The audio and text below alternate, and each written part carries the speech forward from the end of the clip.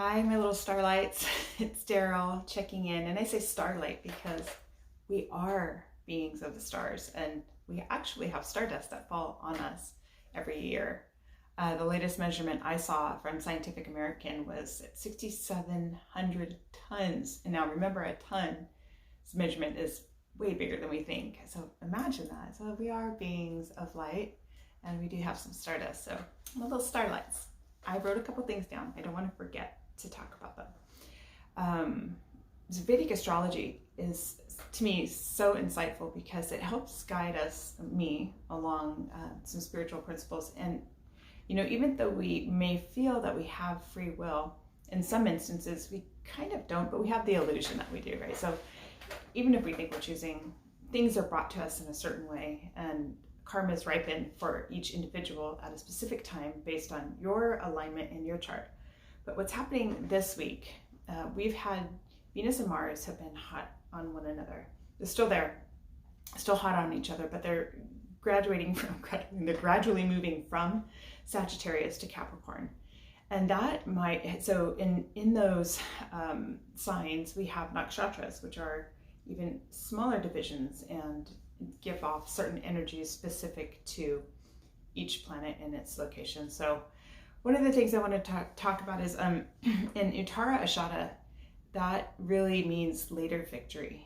And the feelings that we get there and the questions that we come up with are, what is real?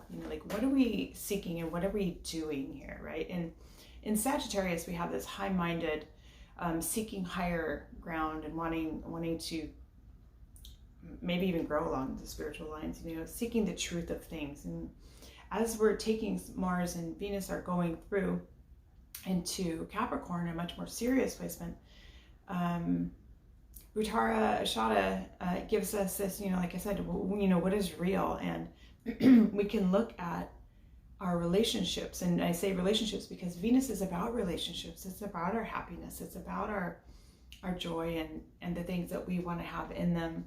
And, what is our purpose there? Why are we even there? You question what you're doing in relationship. It's also a really good time, Mars gets things done, right? It's the action thing, and it can be considered to be pretty abrupt and rough, like it had been in the last couple of weeks, but it's gonna take it into the later victory, right? That's Uttara Ashada, and that later victory just means that we've learned through our own processes, and we can learn through our own processes to discern what actually brings us joy. And Capricorn's that placement where we have value on our joy, our things.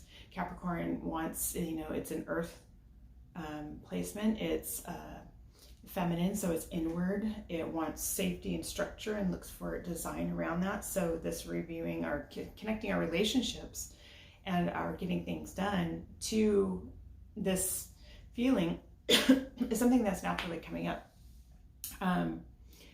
The other thing is to consider, let's see, what we can bring in our relationship specific to what our partner needs. And do we review that a lot? Do we consider what intimacy, what harmony, what spiritual connection can we bring into our connections with all relationships, not just our partners, but, our families, our children, our friends,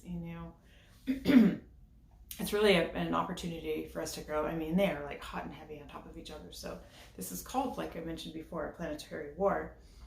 But this energy can be used to dig deeper and understand really what the placement means for us. Take a look at your life, and you can recall your energy back into yourself if required.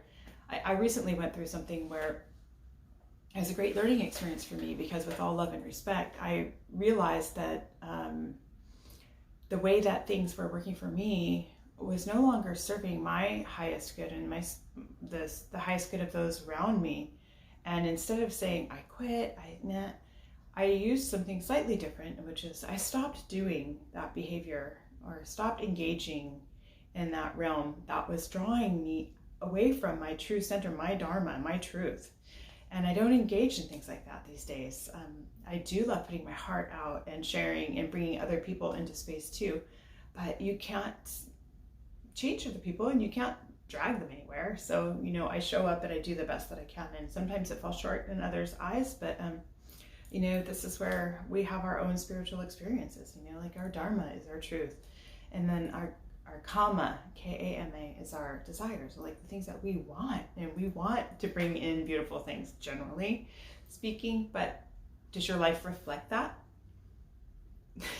Are you so busy? You know, I mean, that puts me in a victim mentality, and I needed to stop doing that too.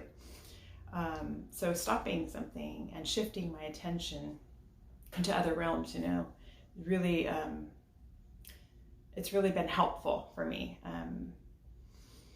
And what we have coming up, and just another thing I wanted to talk about is I'm in 2 months, actually Sunday, we're going to have all 5, there will be 5 planets in Capricorn. So again, you know, that energy that we're going to feel is this wanting to anchor down and compartmentalize, just keep things a little bit safe.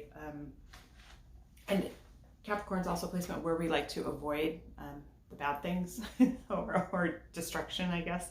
You know, like maybe it's, you know, like quality control tries to navigate through things and before something bad happens. This is a tamasic quality, so like avoiding the harder things. And the other thing to mention is, you know, the ladder victory for Uttara Ashada is only one thing can win. Only one thing wins. And if you think about it in terms of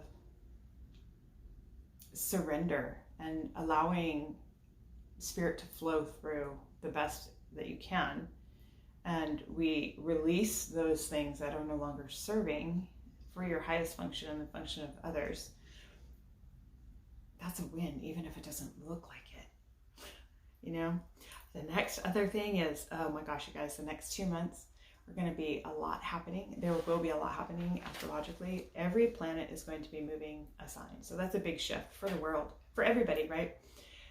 The call to action for you to understand is to notice that you can use the energies of the planets to your, and just bring it into your awareness will help navigate through things. But then very specifically, it's what your ascendant is, and based on your chart is how this can help mitigate or guide and direct and bring you back to center. And like in the Vedic texts, you know, coming back to true Atman. If you want to have a reading, I recommend that you get in touch with me. I will have my information in the link below, and I would love to hear from you. But stay tuned, because more is coming, and I will be releasing more information on the upcoming transits. So hope you're doing well and stay safe. Many blessings.